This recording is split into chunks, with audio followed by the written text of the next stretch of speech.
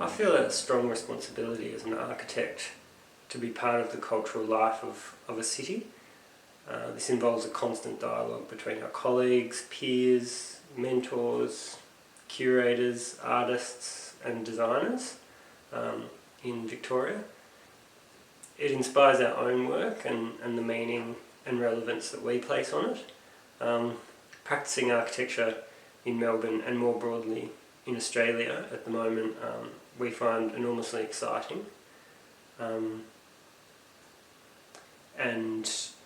the NGV Commission is certainly a well-designed competition and is well suited in scale and complexity for emerging practices, and it's great to see so many emerging practices win the competition or win the commission. For us, the competition was a form of practice-based research. Myself and two graduates of architecture worked on the project for a couple of months through stages 1 and 2. Within the practice we're focused on the cultural contribution architecture can make, and this means we're involved in research, teaching and practice. Our proposal, it explored new methods of fabricating a structure. What this meant was that it consisted of pieces of CNC milled foam and a 4 metre high wall of water that defined an oval shaped interior. To pull this off, we required the input of engineers and fabricators. It was exciting to work with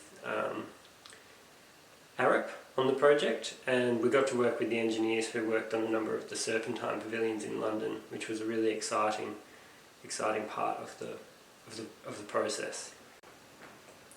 Our own work in this regard is laid with meaning, and it aims to evoke emotional response, a positive emotional response, as people relate to the spaces.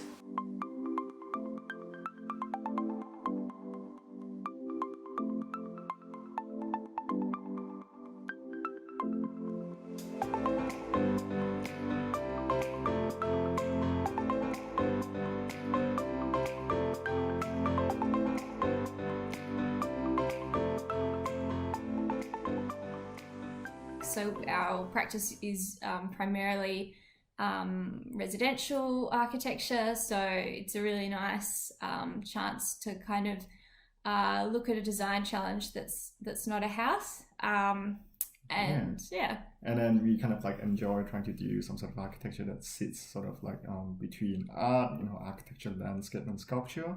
Yeah, it's a bit of a like looser brief, and you can kind of have fun with it. And we started with the conversation regarding urban safety. I think this is sparked by the rapid installation of concrete bollards in response to the last years, a few years now, in response to the public attacks in central Melbourne quite a few years back, and also the move to install a fence on the Parliament in Canberra.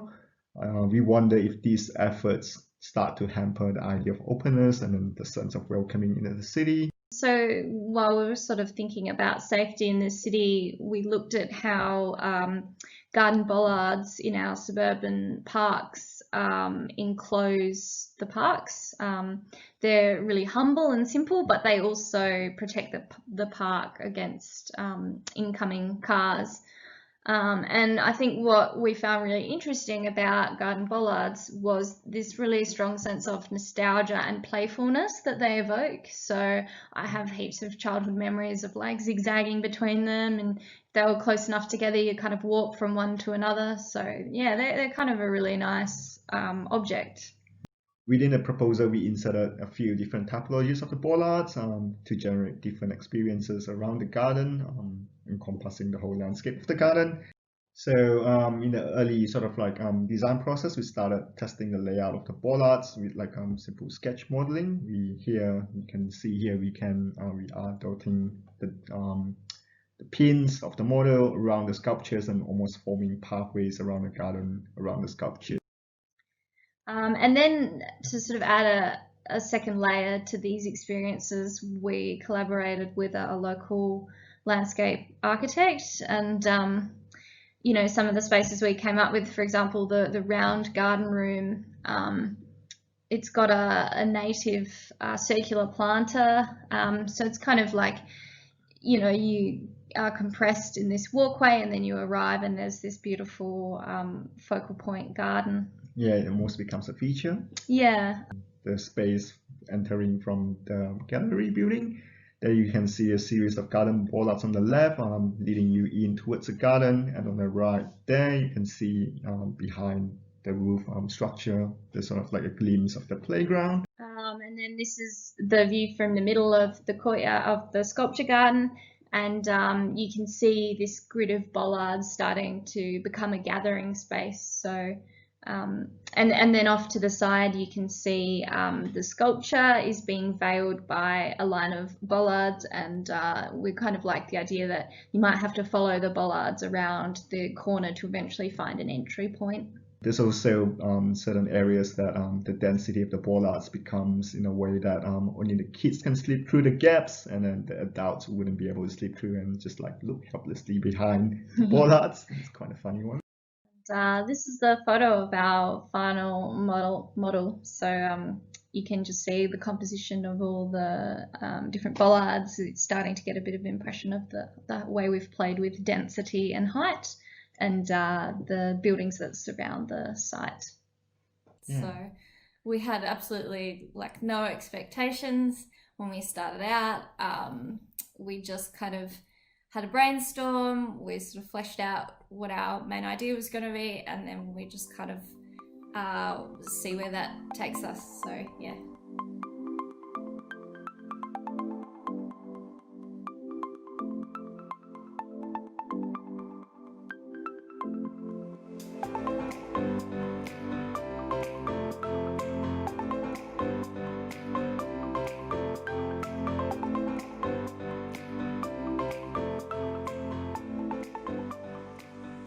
We thought we had a good idea, and I hadn't entered it before because we hadn't really come up with a good idea. Not that we'd really actively workshopped it or anything, but when the idea came up, we went, "Oh, this is a fantastic idea. We should enter."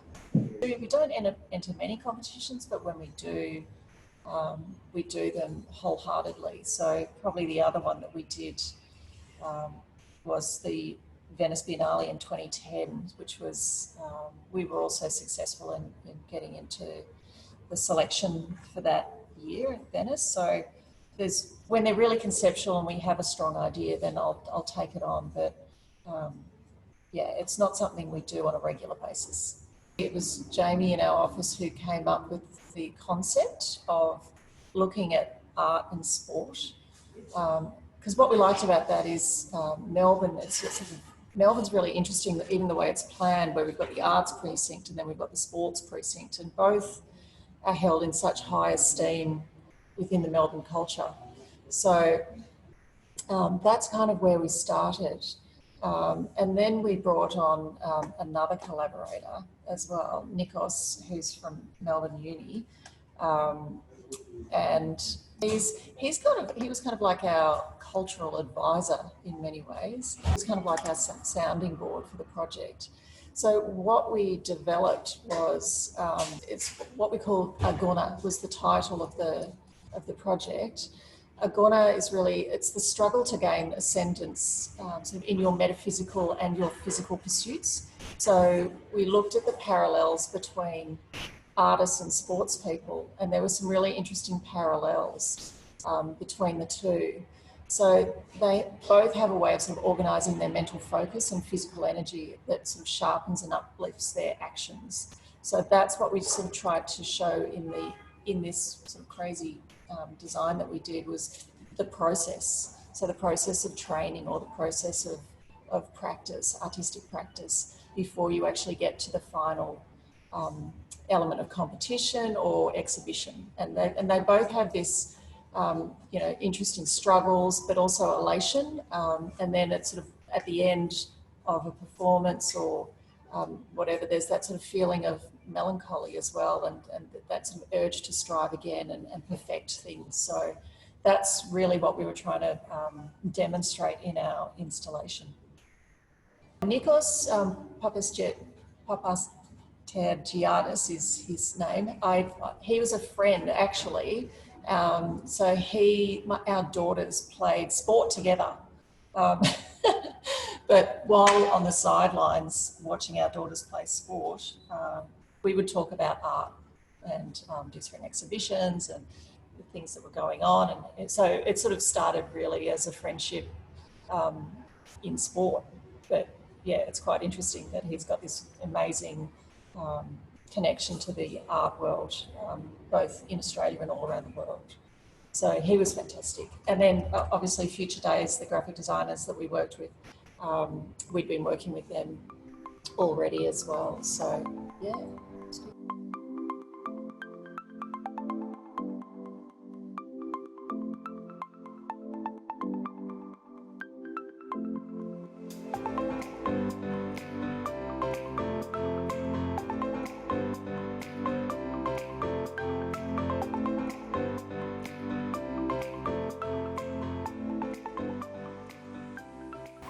I lived abroad for many years and I came back to Australia, and what had really struck me was the transformation of particularly the CBD, and thinking really about who the city was for and who the city should serve, and architects' role within that to champion for the city and engage the public about their urban space. With respect to designing a pavilion, it's not something that is sort of regularly part of the practice, so you kind of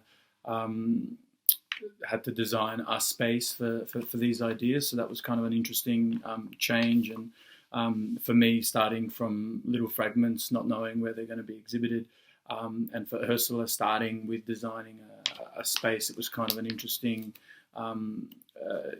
thing to contend with. We wanted to use the commission to talk about both who the city should belong to and who it serves, which is the people of the city, but also architects increasingly working in more vertical space, and the idea that really as architects we are championing for and trying to promote a really great city for people to live in.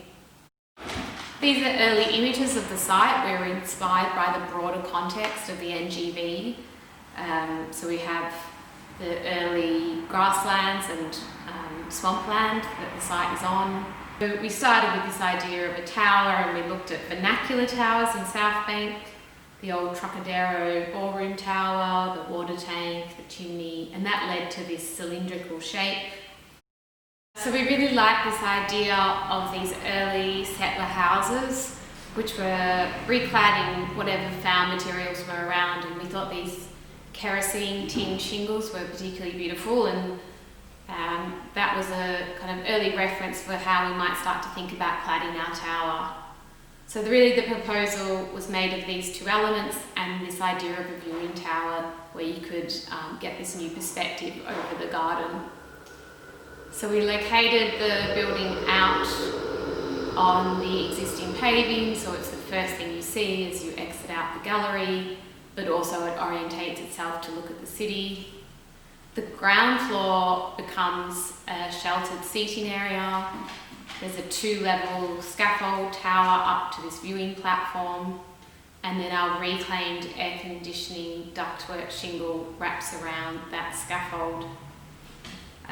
This was a quick construction methodology diagram that we made, which just shows the consideration of how you might make something that could sit up off this slab but be installed and de-installed quickly and economically, and also try and reduce the element of waste that a temporary commission might create.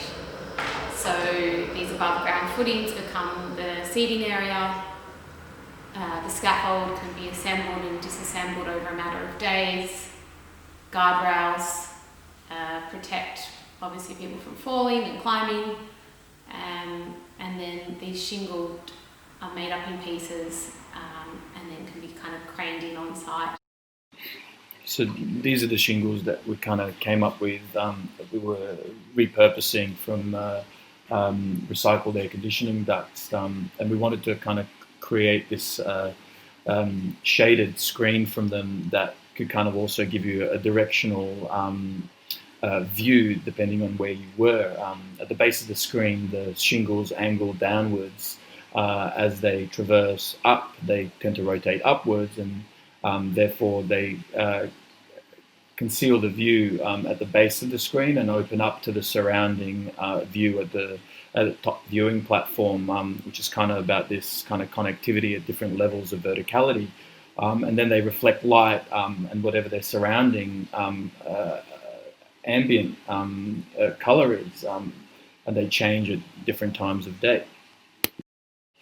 The periscopes were kind of these like little versions of what we were thinking that the tower would kind of point towards, and it's little viewing devices which we fix into the scaffold and then freestanding around the garden that could kind of be symbolic of this perspective from different levels of verticality. Once again, they provide a way for viewers to interact with the site that's kind of new and interesting, and you can kind of maybe connect the top with the bottom and vice versa, as well as some of the surrounding aspects of the NGV garden and the sculptures within it. So the seating area underneath the tower was kind of this foundation that we had to construct to weigh it all down and make it safe, but also something that we wanted to become symbolic of what we were trying to achieve, and give people an opportunity to sit down and rest, and then kind of look up and maybe interact in another layered way. And this is our final proposal. The building appears out in the distance as you step out of the gallery, and the emerging city view beyond.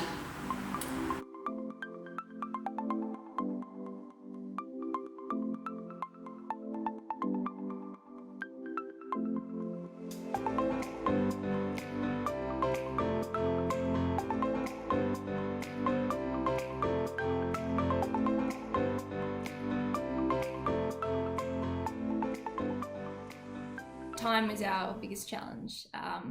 So I guess it's that thing of having the full-time job and then trying to do the stage one proposal in and around our working life, and then between stage one and stage two, after we doing all the work for the stage two part of the competition, that was quite a compressed time frame. So especially when we have no expectations that we got shortlisted for the second stage, that we like, oh, now we have to like, you know, submit for the second stage. Yeah, we had to sort of move pretty quickly once we'd found out. So yeah. And the second challenge would be the distance, because like, we operate here from Perth, WA, and you know the project's in Victoria. We did not have as much direct experience to visit the site as we wanted to be, and we also did not have like the chance to talk through like, you know, face to face with the builder regarding materials and so on and so forth to, you know, figure out that side of things, I suppose. Yeah. Mm-hmm. But I like, just on opportunities, I feel like in doing that, we got to go across to Melbourne and be part of the Melbourne Design Week. So, I mean, that was a massive opportunity for us. So I think, you know, it wasn't just what we were doing. We also got to kind of meet other architects and have a look at a lot of other work that was going on. So that was a really valuable experience. We were shortlisted. We were obviously very excited, but we also had the challenge of thinking about how we were actually going to build what we proposed. Our tower system was based off a scaffold, so that was relatively straightforward, but we had a cylindrical screen clad in ductwork, which isn't a conventional building material, and that presented a process that we needed to go through to establish that, and that involved visiting fabricators, talking with builders that do sort of art installations, and coming up with a detail for fixing all our cylindrical shingles. And what was really great working with Marco is he could fabricate that live as we were working, and we made a beautiful one-to-one model which we'll show you, and took it over to the park to photograph it. And the park is quite similar to the garden at the NGV, and we noticed all the landscape reflected in the medal, and those sorts of moments were really incidental but achieved through testing the fabrication. We also worked at 1 to 20 scale, so we could think about the kind of movement through the actual full object and how light and views might appear or be felt as you experienced it. But really trying to test and work with materials is really important to our process. Yeah, probably the site conditions were really difficult, but we were able, once we got shortlisted down to the last 5, we were able to liaise with Ewan McEwen at NGV and Andrew as well and sort of really investigate those particular issues. And the other great thing that we got was, as part of the shortlist of 5, you got some really insightful feedback from the jury to then take you to the next level. So they provided us with some really great sort of critical feedback on what we'd already produced, which you don't normally get in a competition. You sort of do it and then you're either selected or you're not. So that was really interesting. But the site constraints were very difficult because it was built over a car park. The budget was very, very tight. But we worked with he was a client at a big commercial builder, so he helped us out with all the pricing, and he'd actually worked when he was with Multiplex, he worked on the installation and construction of the other pavilions, the M Pavilion on the other side of the road. So he was very familiar with sort of prefabrication and fast track construction and how much these pavilions actually cost. And our budget was 1/10 of the M Pavilion. So that gives you a bit of an idea. And the fact that it needed to be, lightweight and demountable. So all of those sort of technicalities were really interesting. And some of the diagrams you'll see that we've given you and you'll present show that idea of the construction system and how that was going to work. And I think that's what I like about the competition, is the opportunity to collaborate with people outside your day-to-day practice. So then, because otherwise, you get in your own little bubble. So bringing in those external elements really allows us to sort of think up new ideas and new ways of working. Whenever you do this, that you sort of really build up strong connections. And I think even these series of interviews that we've been doing with artists and gallerists and the like are opening up new connections. And it's not necessarily that we're sort of trying to target your work or anything like that, but it just opens you up to other people and new avenues. So, and it may be years before those avenues actually turn into anything near a project, but I just enjoy seeing how other people work and think in creative fields. I think it's a project that requires bold ideas that will be challenged by the realities of its realisation and be open to interpretation by the extraordinary diversity of visitors to the NGV. This is probably true of any work of architecture and public architecture, but profound architecture it's often achieved with an economy of means, and today there's a moral, social and environmental imperative to achieve this. It's true in nature as it is true in architecture. Kim, Aaron and Ioanni, I think, have demonstrated this beautifully with In Absence this year, and really demonstrated the power of architecture and the nature of these temporary works of architecture to contribute in a very valuable way to a broader cultural conversation. The biggest opportunity, I would say, is to really focus and immerse yourself in architecture, to test ideas, innovate and articulate a strong narrative, to let the process inform how you work as a practice and how to develop your own skills and the skills of the practice so they can contribute to many other projects. We're constantly trying to do this in our residential and commercial work, and it's a joy to be able to put the creative energies of the practice into architecture like we did with the NGV Commission.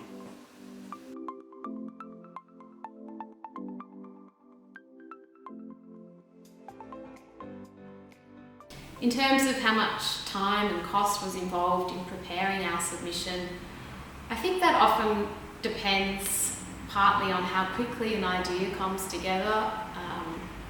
Sometimes you can really struggle and that can take up a lot of time, and sometimes things really come together quite quickly, and then the main bit of work is just working out how you're going to communicate that. So for us, our stage one idea was quite quick, and then we really spent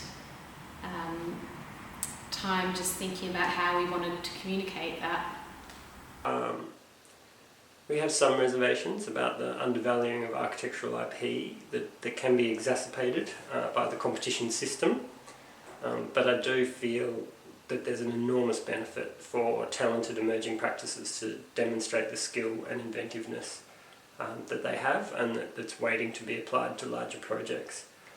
I mean, a competition system that provides an opportunity for emerging practices to be engaged in larger projects has enormous potential to enrich the architectural culture of Australia, and if the competition processes are designed well and are a fair reward for the value that we place on architectural work. Yeah, okay. Let's be honest there. I suppose, like, because we are working full times, at Phillips School of Architecture, we definitely have to work some evenings, a bit late evenings, even though we try to limit that, and some weekends as well when we're trying to bit of extra time, time. free time. Yeah, a bit of free time. Although we do enjoy that, I suppose, like especially during the conceptual bits, but the production of the submission does take some time. And also the model, it took us like a day or two to figure out how to make it look presentable, I suppose, and then also like figuring out how to like brainstorm the model. Sourcing the materials. There was one day we were like out the back of my house making jigs and things for cutting. So, a submission like this is kind of takes us back to our uni days doing a portfolio, really. It's couple of late nights. And the cost, look, we were just trying to keep the project cost within the given budget, which was 200,000. So we just designed with that in mind.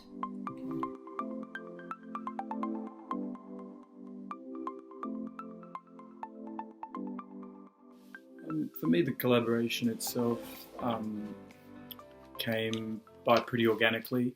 Ursula and I are friends, and she was aware of my practice, and I was aware of hers.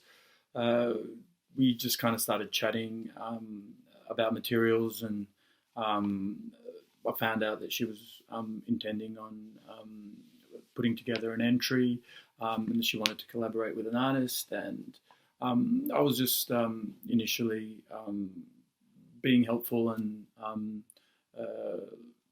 listening to her ideas, and this kind of flowed towards a more back and forth intersection of some of the ideas that we bring along, and it evolved into a collaboration rather than beginning as one from the get-go. I was interested in collaborating with an artist as a way to move away from potentially a more traditional, definite architectural outcome, and look at something that might be more sculptural and immersive, and also that could potentially translate an idea more directly. Marco was excited by the idea of the reclaimed shingle, and he really thought about using this piece of ductwork and the circular quality and how that might feel, both sort of materially, but also how you might experience it as you were kind of up on the platform or moving through the object.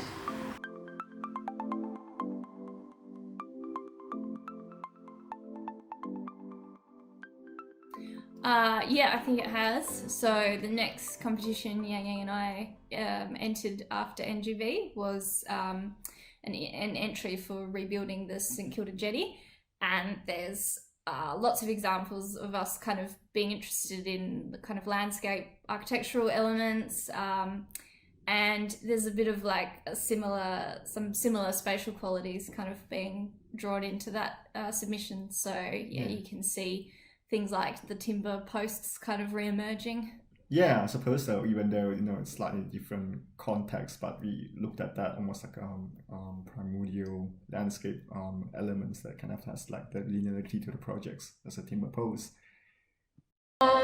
Probably the one thing that has developed since the competition is a more conscious understanding of the intersections between art and architecture, and that's something we're exploring continually in our work, but also sort of on the side, developing a series of interviews with various artists and collectors and gallerists and stuff about those intersections between art and architecture. So that's something we'll be releasing very soon. So again, doing things just outside of architecture.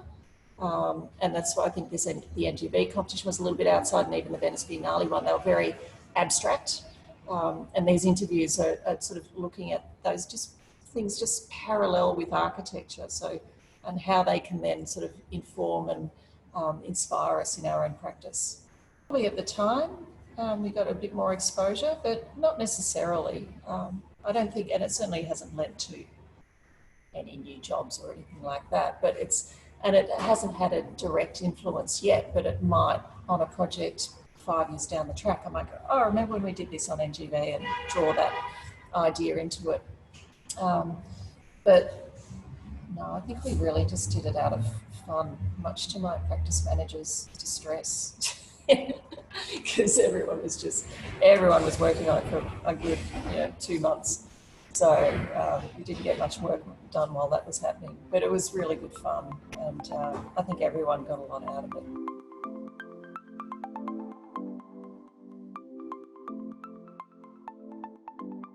I think it's really important for us to get to know the site, no matter how far it is. I think, and then the context where the site sits in, even the general and also urban landscape context. It's pretty worth thinking about. Yeah, I think in our NGV submission, it was a lot about the context of Melbourne and what was happening at the time. So, our design proposal comes directly from our site observations. So, so, and also I think a good one, and this is something that I think learned as we went through this competition, but understanding like who your client is. So, what's the organisation that are running the competition, and why are they doing it? So whether that's a council or governmental organisation, whether it's a museum or like a private entity, for example. What advice would I give someone working on a submission for the first time? Yeah, that's a tricky question. What advice would I give someone? Try to use your design to say something that develops and reinforces the position of the practice. This allows the competition to be part of a bigger trajectory of your practice and viewed as part of the ongoing development of a practice. If that's relevant to the cultural life of the city or Australia, or part of a bigger conversation and it contributes to that conversation, then that's even better. Our architectural language expresses a way of being in the world, and it establishes a dialogue with others who interpret that language in their own way. Obviously we live in a globalised world with local conditions, and we look at architectural ideas within our practice that have a universal relevance inspired by the specifics of a place and an understanding of a place, and also by contemporary ways of making that's informed by the inherent knowledge of the profession and the canon of architecture. I'd probably say collaborate, you know, rather than doing it on your own if you haven't done it before, is maybe try and collaborate with someone that has worked on the competition competition successfully before. And they may not be in the architecture field, they may be in other fields. So I think that's really interesting to do. And as a small practice or an emerging practice, the more you collaborate, the more you'll open yourself up to new avenues of learning. So that would, probably be my advice there. Really important for young practices too is just to network and open yourself up to new people, and don't just think about trying to get the next project. Just be open to everyone and all different ways, because you know, the more we do this, the more kind of multidisciplinary we end up being anyway. So I think that's really important.